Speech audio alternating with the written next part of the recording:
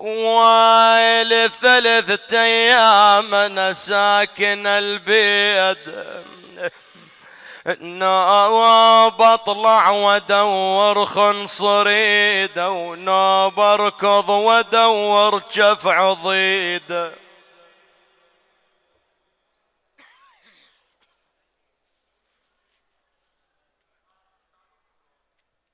إنا لله وإنا إليه راجعون. ولا حول ولا قوة إلا بالله العلي العظيم. إنا لله وإنا إليه راجعون.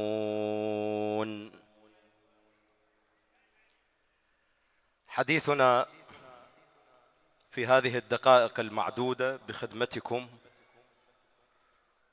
ونحن بجوار أئمة أهل البيت عليهم السلام وببيت الإمام صاحب الأمر عجل الله فرجه الشريف، نسأل الله سبحانه وتعالى أن يكتب لكم هذه الزيارة وتسجل في سجل أعمالكم، وأن نكون من المقربين لأهل البيت عليهم السلام ومن الذين ينعمون بدولتهم الكريمة، والتي هي أمنية كل إنسان مؤمن أن يدرك تلك اللحظات ويعيش بتلك الدولة المهدوية العالمية.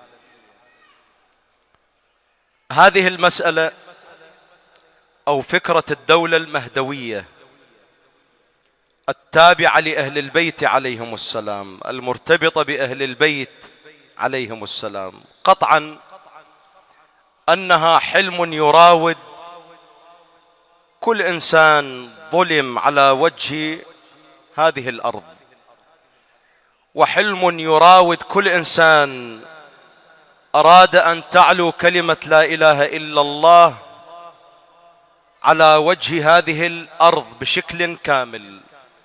هذا المعنى لا يتحقق إلا بظهور الإمام عجل الله فرجه الشريف ليملأ الأرض قسطا وعدلا بعدما ملئت ظلما وجورا.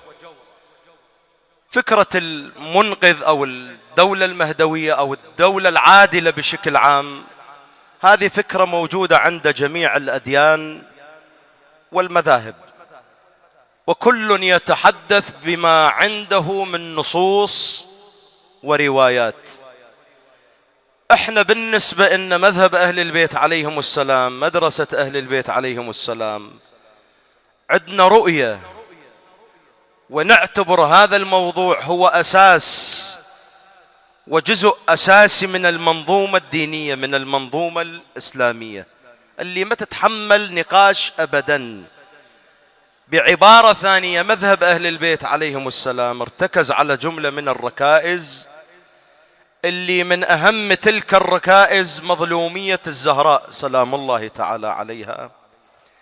فإذا نسفت المظلومية نسف ركن وثيق وأساسي من معتقداتنا.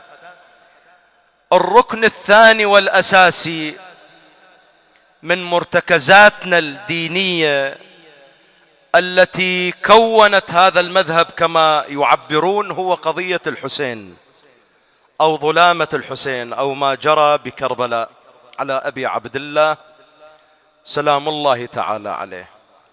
والركن الثالث والأساس، مرتكز أساسي من مرتكزات العقيدة عندنا، هو موضوع ظهور الإمام الحجة المنتظر عجل الله فرجه الشريف، ويحقق مبدأ العدالة الإلهية على وجه الأرض. هذا أساس، وقلت لك لا يمكن النقاش في هذا الأمر باعتباره من المسلمات عندنا. إذن هذه حقيقة سوف تجري، وكل إنسان مؤمن بالله، مؤمن بالسماء، مؤمن بما أنزل على قلب رسول الله، لا بد أنه معتقد سوف يأتي ذلك اليوم الذي يخرج فيه الإمام عجل الله فرجه الشريف ليحقق العدالة بين الناس. الروايات في هالمجال إخواني روايات متضافرة، روايات متواترة، روايات مسندة تدل على تسميته وولادته ونشأته وكل ما يتعلق به سلام الله تعالى عليه، حتى يصل الحال إلى موضوع التمكين في الحديث الشريف عن رسول الله صلى الله عليه وآله.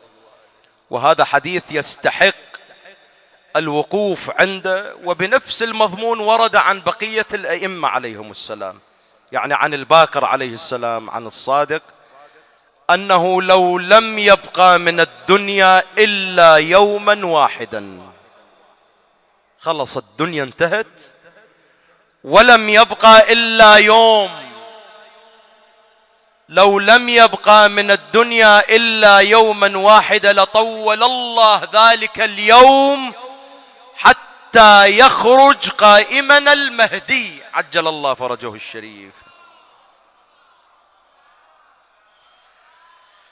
أنتم بجوار الإمام عليه السلام، يعني أنتم ببيت الإمام، وأعظم ما يذكر هنا في هذا المكان هو الصلاة على محمد وآل محمد بصوت عال.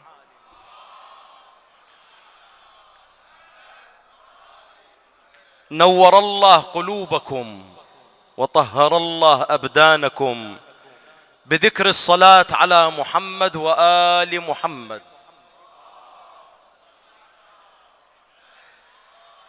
فالإمام عليه السلام الروايات المتضافرة المتواترة تبين أنه يظهر ليحقق مبدأ العدالة الإنسانية وتطبيق مبدأ العدالة الإلهية على وجه هذه الأرض، وتخضع الأرض ومن عليها لسلطة الإمام عجل الله فرجه الشريف.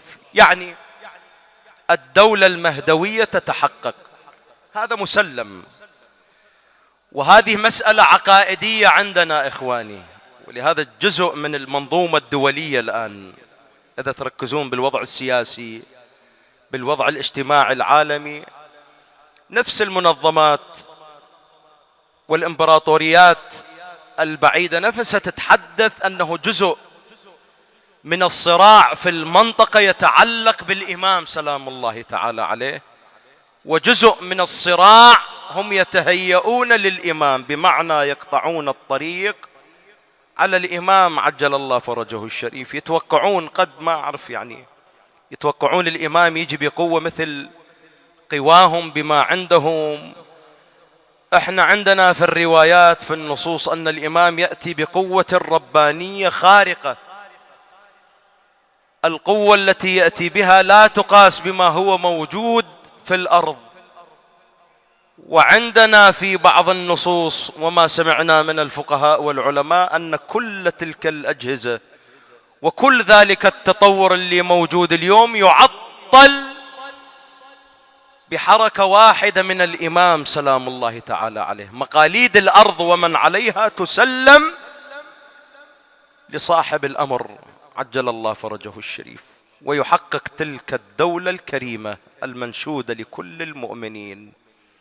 هنا بدقائق معدودة نشوف شنو خصائص هذه الدولة، أو بعبارة ثانية إخواني، يعني شنو اختلاف دولة الإمام عليه السلام عن بقية الدول المقامة والإمبراطوريات التي كانت على مر الزمان، وبعضها يدعي العدالة وبعضها يدعي أنصاف الآخرين. ميزات دولة الإمام اللي كل احنا ننشد تلك الدولة ونسأل الله أن نعيش بتلك الدولة، قطعا فيها مميزات وفيها معطيات استثنائية عن بقية الدول على مر العصور. ولهذا الله سبحانه وتعالى جعلها الخاتمة، ونريد أن نمن على الذين استضعفوا في الأرض ونجعلهم أئمة ونجعلهم الوارثين الذين يرثون الأرض ومن عليها. قطعا أول خصوصية، أنا أتحدث بسرعة لأن وقتنا أيضا محدود، وأعتمد على ذهن الإخوة وولاء الأحبة، باعتبار احنا أناس تربينا بمجالس أهل البيت عليهم السلام وافتحنا عيوننا بمجالس الحسين، فقطعا هذا الجو هو جونا والحديث هو حديثنا كمنتمين وأتباع لأهل البيت صلوات الله وسلامه عليهم. أول خصوصية من خصائص هذه الدولة أنها دولة بأمر الله سبحانه وتعالى. يعني خلينا نعبر مشروعية الدولة مرتبطة بالسماء ارتباط حقيقي. أسست هذه الدولة وتؤسس بأمر الله، فمشروعيتها تامة كما يعبرون. كثير من الدول والدويلات والجماعات تدعي الارتباط بالله سبحانه وتعالى، وأنه نحن نمثل الله سبحانه وتعالى، وهالعبارات اللي سمعوها من هنا وهناك كلها لا تمت للحقيقة بصلة أبدا. هذا كله ادعاء. أي دولة تقام بغير يد المعصوم ففيها من الادعاءات ما فيها، هذا مسلم، وما أريد أدخل بهالدهليز لأن كثير من الناس قد ينزعج من هذا الحديث. احنا اللي يهمنا موضوع الإمام عجل الله فرجه الشريف ودولة الإمام وامتداد مشروعيتها من قبل السماء. هذا واحد. اثنين، من خصائص هذه الدولة الكريمة أنها تحقق العدالة البشرية بين الناس. بعد ما راح تشوفون تلك الامتيازات من هنا وهناك بعنوان الدولة، دا أتحدث، الدولة تتعامل مع كل الناس تعامل واحد. يعني كدولة أمير المؤمنين سلام الله تعالى عليه، أمير المؤمنين بدولته أنصف الناس وساوى بالعطاء وغيرها من المواصفات الاستثنائية بدولته سلام الله عليه. ولهذا ينقل بدولة أمير المؤمنين عليه السلام هالأربع سنين وكم شهر أنه ما كان يوجد فقير في الكوفة. ولهذا مر في يوم من الأيام إمامك علي في الكوفة ورأى فقير يستعطي، فسأل الشرطة قال ما هذا؟ قالوا فقير يستعطي وذمي، بالنتيجة مو مسلم. مع ذلك تألم أمير المؤمنين عليه السلام، قال لهم بالآخر هذا مواطن ذمي مسلم غير مسلم بالآخر إلى حقوق المواطنة. قال لهم هذا لو كان عنده أموال أخذتم منه الجزية؟ قالوا نعم. فقال الإنصاف، إذا لم يكن عنده أموال المفروض يعطى من بيت مال المسلمين. دول المؤرخين يذكرون هذه الحالة فقط، وغيرها بعد ما تكرر على مر التاريخ. بالحكومة اللي قبل أمير المؤمنين عليه السلام قطعا سامعين وقارين بالتاريخ كيف كانت توزع الحقوق، حقوق الناس. يعني أنقل لكم مفردة واحدة بس حتى أثير حفيظتك بهذا الخصوص. تصوروا مروان ابن الحكم، تعرفوه؟ هذه الأسرة طريدة رسول الله، أجوا الجماعة قربوهم جابوهم. مروان ابن الحكم وحده كان ياخذ بزمن الخليفة الثالث، كان ياخذ كل خمس أفريقيا. ايش تطلع أموال وحقوق شرعية في أفريقيا كلها تأتي بيد مروان ابن الحكم وزبانيته أتباعه الذين معه. وهكذا وزعت البلدان على الذوات وعلى العناوين الاجتماعية، وهذا فلان وهذا ابن فلان وهذا كذا، يعني كما هو موجود الآن بعالمنا اليوم. واقعنا السياسي كبلدان إسلامية شنو؟ أكو إنصاف؟ أبدا أبدا ما أكو إنصاف. فالإمام عجل الله فرجه الشريف عندما يظهر يطبق مبدأ العدالة الإنسانية، قريت رواية أنه بزمن الإمام عليه السلام تؤتى بالأموال إلى بيت مال المسلمين. شو تعبرون عنها؟ مخازن، بنوك، قاعات، يؤتى بالأموال ويخلوها، فيأتي الفقير أو المحتاج، عفوا وليس الفقير لأنه ماكو فقير، بس الإنسان إذا احتاج أموال يأتي إلى بيت مال المسلمين، يدخل وبيت مال المسلمين بلا حراسة والأبواب مفتحة، فيجي يأخذ المبلغ اللي يريده ويدير وجهه ويروح. هذه الحقيقة هي تبين لك خصائص ومعطيات طبيعة الدولة. بعد ماكو احتكار، بعد ماكو نصب واحتيال، بعد ماكو يعطى فلان على حساب فلان، وهكذا. هذه من النعم الإلهية العظيمة بدولة الإمام عجل الله فرجه الشريف. وإخواني، من أعظم النعم الإلهية على تلك الدولة اللي يعتبر أهم خصيصة من خصائص تلك الدولة أن قائدها وزعيمها ورئيسها إمام معصوم. هذه على مر الكون ما تلقوها، على مر الدنيا ما تلقوها، أن يكون القائد معصوم، حجة الله على الخلق. شنو من نعمة هذه؟ لا توصف ولا تحدد ولا تقاس ولا تقيم اتصال الإنسان المؤمن بشكل مباشر مع الإمام المعصوم اللي هو قائده ورئيسه. وهكذا تستمر تلك الخصائص والمعطيات لدولة الإمام عجل الله فرجه الشريف. أكو مقدمات، يعني دولة الإمام إذا ذهنكم وياي زوار، دولة الإمام ما راح نغمض ونفتح كل شيء متغير. أكو نقاط وأكو مقدمات تسري بشكل طبيعي. إحنا من نجي نقرأ الدولة الفاضلة للعالم الكبير أفلاطون المفكر، أفلاطون عند الدولة الفاضلة اللي هي من تجي تقراها الدولة الفاضلة هي ما راح تتحقق إلا بظهور الإمام عجل الله فرجه الشريف.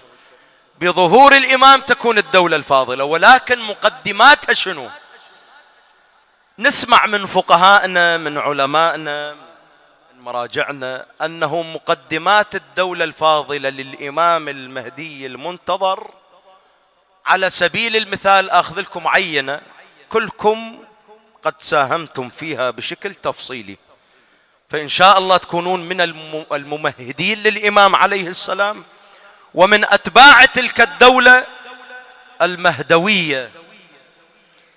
من تلك المقدمات التي ساهمتم بها هو موضوع مثلا زيارة الأربعين، زيارة 40 الإمام الحسين عليه السلام. هذا خط المسير من البصرة إلى كربلاء، ومن بغداد إلى كربلاء، ومن محافظاتنا هذه إلى كربلاء. هذا خط السير المتوجه إلى كربلاء. من تجيب ورقة وقلم وتكتب عن خصائص هذا الطريق بمجموعها هي تحقق الهدف والمقدمة للتمهيد للإمام أو لدولة الإمام عجل الله فرجه الشريف. فتجي تشوف الأنفس، على مستوى الأنفس تختلف. يعني يطلع من شارع المشاية هو يرجع إنسان طبيعي، وقد يشاكس ويصير له مشاكل ويصير له تداعيات، ولكن إذا دخل بهذه السكة، سكة الإمام عليه السلام، هو نفس الإنسان يستشعر داخله تغير بعد ما يريد مشكلة. أنا أحكي عن السواد الأعظم. قد واحد يقول مثلا أنا شفت واحد لا سوى مشكلة، أو شفت واحد غير متدين، أو شفت واحد غير ملتزم. دولة أكو بعض الناس هو طبيعته يصيد بالماء العكر، يعيف هذا المنجز العظيم كله ويجي إلى مفردة يعني واحدة ينقلها ويقول لا مو أنا شفت بالمشاية فلان شيء. هذا قطعا ما علينا به، يعني ما أقدر أسولف وياه وأتحدث وياه وأناقشه لا من قريب ولا بعيد. أقول له أخذ راحتك. بس احنا بشكل عام وأنتم جزء من هذه المشاية شفتوا بعيونكم العظمة والمنجزات والأهداف التي تحققت والخصائص والمعطيات العجيبة غريبة. هذا الإنسان اللي يتصارع على الدنيا حتى يحصل درهم، تشوفه بنهاية المطاف يجيب الدرهم ويذبه لزوار أبي عبد الله وهو فرحان من جهة، ويحزن من جهة أخرى إذا راحوا من يم الزوار. جيب الكرة الأرضية كلها الآن 7 مليار 8 مليار، كل الكرة الأرضية أكو هيك حالة أن واحد يشيل كل قوته كل ما يملك ويقدم لأناس محبة بإنسان، ومع ذلك يستشعر بالتقصير؟ هذا ما موجود. هذا راح يكون وين؟ راح يكون بالدولة الفاضلة، دولة الإمام، الدولة المهدوية للحجة عجل الله فرجه الشريف. هذه المشاية بكل تفاصيلها، تشوف الناس واحد يتفدى الآخر، واحد يخدم الآخر، واحد يقدم المعونة للآخر. حسينياتنا، أماكننا، بيوتنا كلها مفتوحة، ما تستشعر الخطر. هو دولة الإمام شنو؟ أن تستشعر الأمن والأمان، وأن تنصف إذا صار عندك قضية، إذا صار عندك أمر. الجهات الرسمية، الجهات القانونية ما تميل عليك، ما تعيل عليك، تنصفك. أن تنصف في هذه الدنيا. ولهذا ورد في تفسير الآية الكريمة: الذين آمنوا ولم يلبسوا أيمانهم بظلم أولئك لهم الأمن وهم مهتدون. من اجوا علماءنا يفسرون هذه الآية قالوا أعظم نعمتين في هذه الدنيا الأمن. الأمن أن الإنسان يستشعر الأمن. 2 العدالة، أن يستشعر أنه ينصف من الآخرين، ما حد يعتدي عليه، وإذا اعتدي عليه أكو جهات هي تنصفه. هذا الآن بكل الدنيا ما موجود أبدا، وما راح يتحقق كما ينبغي إلا بظهوره عجل الله فرجه الشريف وقطع دابر الظلمة، يعني يجتث الظلمة من عروقهم. ولهذا عندنا في الروايات أنه أول ما يخرج لقضيتين أساسيتين. الأولى الأخذ بثأر فاطمة صلوات الله وسلامه عليها، فاطمة المظلومة، فاطمة الزهراء. والأمر الثاني هو كربلاء، يأتي إلى كربلاء ويحفر قبر الحسين ويستخرج الرضيع ويرفع الرضيع إلى السماء ويخاطب أصحابي ما ذنب هذا الرضيع حتى يذبح من الوريد إلى الوريد. الإمام المهدي عليه السلام عنده خصوصية خاصة مع فاطمة وخصوصية خاصة مع الحسين سلام الله تعالى عليه. ولهذا جنابكم قريتوا قبل قليل في دعاء الندبة الإمام من يخاطب الحسين يخاطبه بحرقة وبألم وبلوعة ومرارة خاصة عندما يستذكر مصائب كربلاء. يخاطب جده الحسين لأبكين عليك بدل الدموع دما. والإمام هنا مدى يوصف يعني حالة من باب المبالغة، لا، واقعا الإمام هذا حالة مع الإمام الحسين. لأندبنك صباحا ومساء ولأبكين عليك بدل الدموع دما. من أشد ما تأثر به الإمام عجل الله فرجه الشريف هو موضوع الطفل الرضيع. أول خطوة بكربلاء يسويها، أول فعل بكربلاء يسويه، يستخرج الطفل ويناشد، يسأل: أصحابي ما ذنب هذا الرضيع حتى يذبح من الوريد إلى الوريد؟ لو بس الزلم تخلص شتل بالكون، هاي نقول عادة ومر بالجيهون. لكن ليش ما ذنب الذي رضعون؟ عطاش وحرمل بسهام يسقيهم. سيدي يا فرج الله، أذكرك بمصيبة الرضيع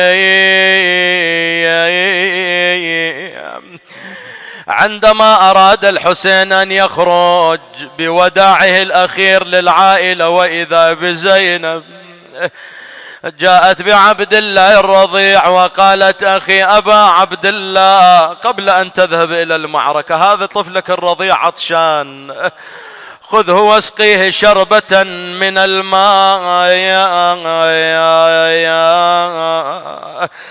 يقولون أخذه الحسين جاء به إلى جهة الأعداء، خاطبهم بقوله، قال: يا قوم، إن كان للكبار ذنب فما ذنب الصغار؟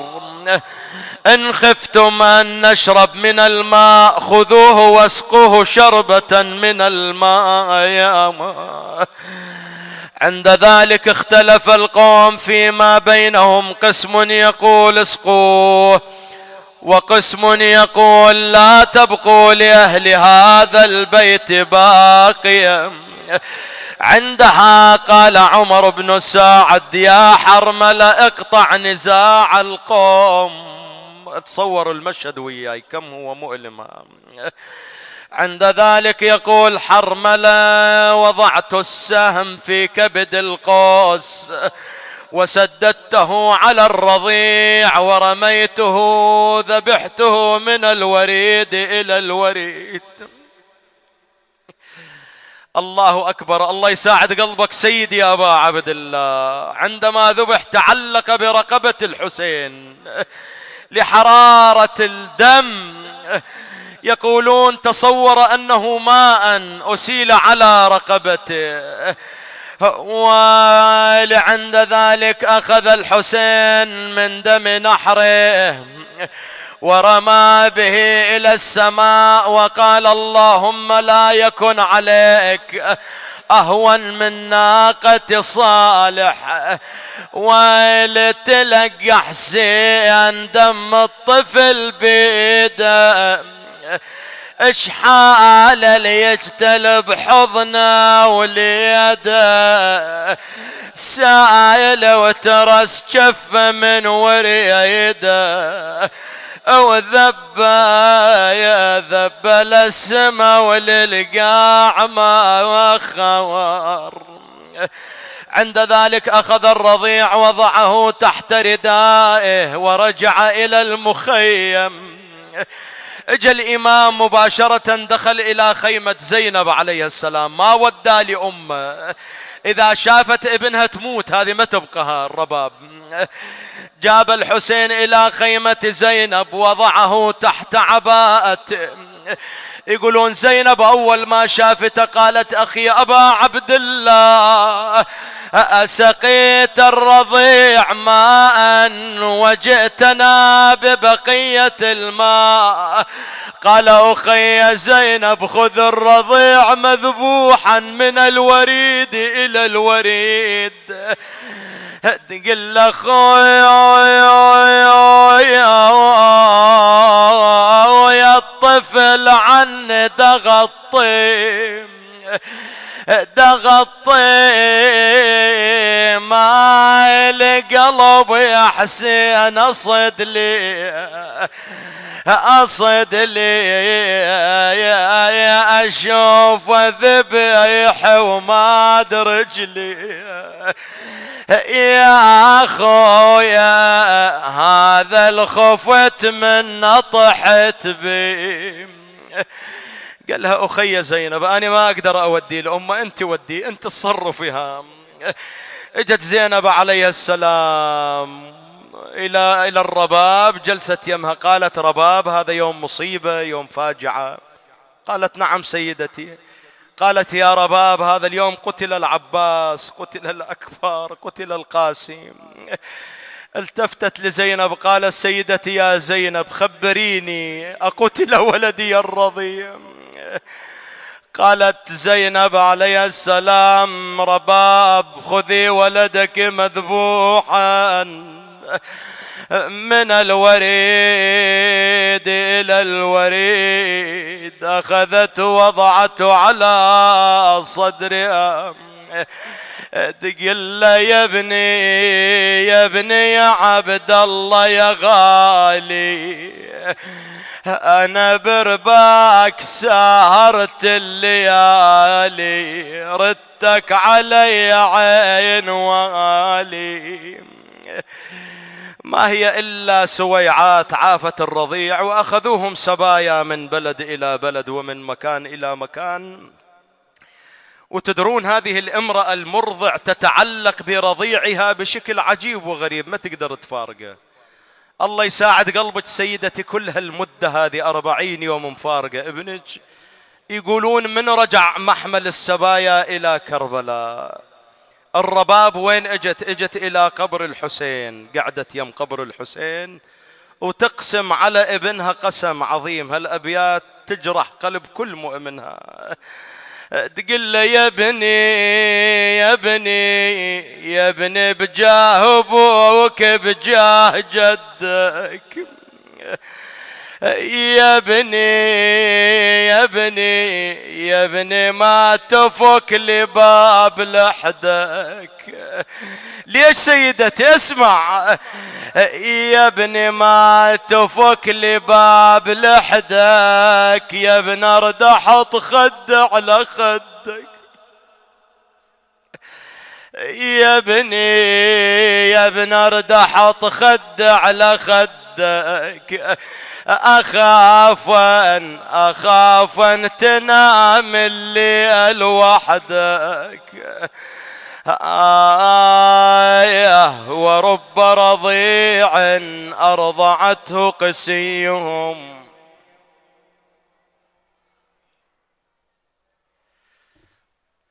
مكان عظيم ووقت شريف ومهم لاستجابة الدعاء، ونحن ببيت الإمام عجل الله فرجه الشريف، وكلكم أصحاب حوائج استحضروا حوائجكم إن شاء الله مقضية.